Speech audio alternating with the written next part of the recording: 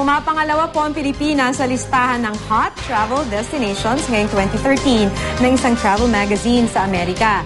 Sinasabi roon na dadayuhin daw ngayong taon ang mga naggagandahang beach sa ating bansa. At ilan sa mga ipagmamalaki nating beach sa bansa ang mga nasa La Union. Pero marami pa raw magagandang pwedeng puntahan ng mga turista roon. Makipasyal Pilipinas kay John Ponsoy ng GMA Dagupan.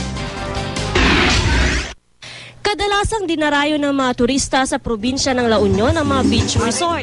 Mayaman ang lalawigan sa nagagandahang baybayin dahil kaharap nito ang West Philippine Sea. Pwedeng mag-swimming, picnic o kaya mag-surfing sa mga beach.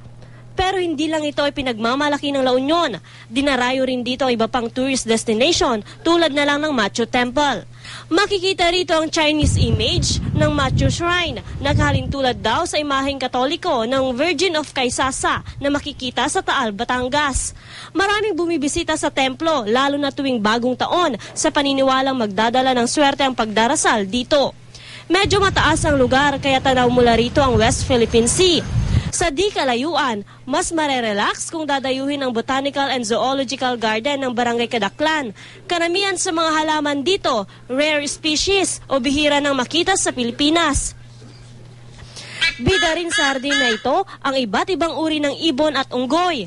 Hindi lang halaman ang nandito, kundi nandito rin yung Zoological Park.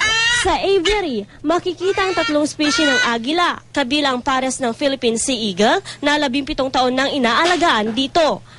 Meron ding Hawk Eagle at Serpent Eagles. Lahat ng mga ito kabilang sa mga endangered species o malapit nang maubos ang lahi. Sa isa pang bahagi ng hardin, inaalagaan naman ang 18 Philippine monkey. Para hindi mapahamak, ipinagbabawal ang paghawak sa mga hayop at ilang halaman.